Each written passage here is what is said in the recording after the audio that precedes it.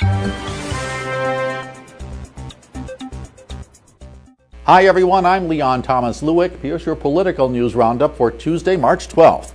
They'll probably never win final approval, but this week will bring a series of federal budget cut plans from Congress. The first is out today. It comes from Republicans in the House of Representatives. Budget Committee Chairman Paul Ryan said the plan would use spending cuts to erase the deficit and balance the budget in 10 years.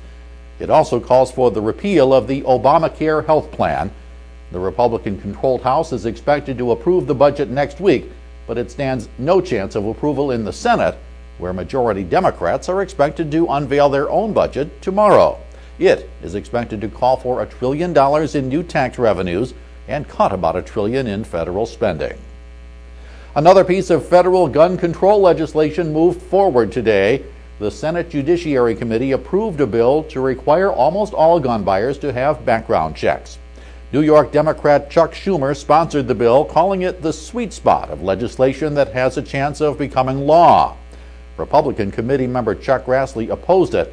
He said it would set up a national gun registry, which is prohibited under federal law. Grassley also said criminals could easily circumvent the new requirements. While that was going on in Washington, the Colorado State Senate approved bills to limit high-capacity ammunition magazines, ban gun ownership for people charged with domestic violence, and expand background checks for gun buyers. The vote came just hours before a not guilty plea was entered on behalf of James Holmes. He's the man accused of killing 12 people and injuring many others in a shooting spree at a Colorado movie theater last summer. And stop the hacking! That was the demand and the plea to China's government from National Security Advisor Thomas Donnellan. He said U.S. companies are seeing Chinese-based hacking attacks on an unprecedented scale. The attacks involve the theft of confidential business information and technologies. Donnellan's remarks came in a speech to the Asia Society. China's government denies any involvement in the hacking. Chinese officials say their government has also been the target of hack attacks and called for cooperation to fight the intrusions.